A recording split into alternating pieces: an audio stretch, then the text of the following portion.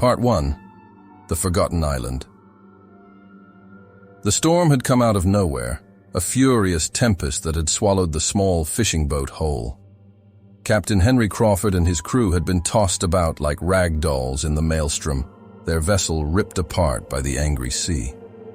Now, they found themselves stranded on an island that shouldn't exist, a place that had vanished from maps and memory. The island was a desolate and foreboding place, shrouded in mist and silence. The crew huddled together on the beach, their faces pale with fear, their eyes haunted by the horrors they had witnessed at sea. The storm had taken everything from them, leaving only their fear and uncertainty. As night fell, the temperature dropped, and the crew huddled around a meager fire they had managed to kindle. The island seemed devoid of life, and the only sound that reached their ears was the mournful cry of the wind. Captain Crawford, a grizzled veteran of the sea, couldn't shake the feeling that they were not alone on the island. He had heard whispered tales of a cursed place, a forsaken island that was said to be the home of malevolent spirits and vengeful souls. Part 2. The Haunting Presence. As the crew settled down for the night, strange things began to happen. Shadows danced on the periphery of their vision, and eerie whispers filled the air. The crew members claimed to hear the voices of loved ones long gone, their words laced with sorrow and anger. Captain Crawford dismissed their claims as the ravings of exhausted and traumatized minds, but he couldn't deny the unease that settled over him. The island seemed to have a presence, a malevolent force that watched their every move. In the dead of night, as the crew lay in fitful slumber, a ghostly figure appeared on the beach.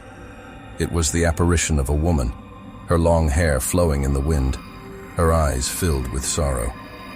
She approached Captain Crawford, her voice barely more than a whisper. "Help us," she implored, her voice filled with anguish. "We are trapped here, cursed to wander this island for eternity. Break the curse, and we will find peace." Captain Crawford woke with a start, his heart pounding. He had been alone on the beach, and yet he could still feel the woman's presence. It was as if she had reached out from beyond the grave to deliver her haunting message. Part 3. The Curse Unveiled. As dawn broke, Captain Crawford shared the strange encounter with his crew. They were skeptical, but desperate for answers, and so they decided to explore the island in search of clues to the curse that held it captive. Their journey led them deep into the heart of the island, where they stumbled upon an ancient burial ground, overgrown with weeds and forgotten by time.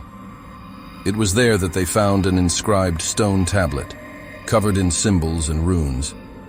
As they deciphered the ancient script, a sense of dread washed over them. The island had indeed been cursed, a punishment for the sins of its former inhabitants. They had worshipped dark forces, performing unspeakable rituals that had bound their souls to the island for all eternity. Desperate to free themselves from the curse, Captain Crawford and his crew performed a solemn ritual, a plea to the spirits to release the island from its torment. The wind howled, and the ground trembled as if in response. Then, from the depths of the island, a chilling scream echoed through the air. The apparitions of the island's tormented souls materialized before them, their eyes filled with gratitude and longing. They reached out to touch the crew, their touch sending a shiver down their spines. And just like that, the island began to change. The mist lifted, and the air grew warmer. The curse had been broken, and the island was no longer haunted by the vengeful spirits of the past. Part 4. The Reckoning. With the curse lifted, the crew's relief was palpable. The island, once a place of dread and despair, now seemed like a different world altogether. They no longer felt the oppressive presence that had haunted them since their arrival. Captain Crawford and his crew began the process of salvaging what remained of their boat, hoping to repair it enough to make their way back to civilization. As they worked, they couldn't help but reflect on the events of the past few days. The crew members who had claimed to hear voices and see apparitions now felt a strange sense of emptiness, as if a weight had been lifted from their souls.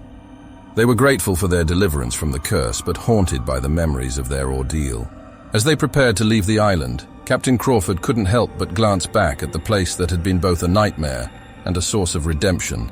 The island, once forgotten and forsaken, had reclaimed its place on the map. No longer a place of despair, but a testament to the enduring power of the human spirit to confront the supernatural and bring peace to the restless souls of the past.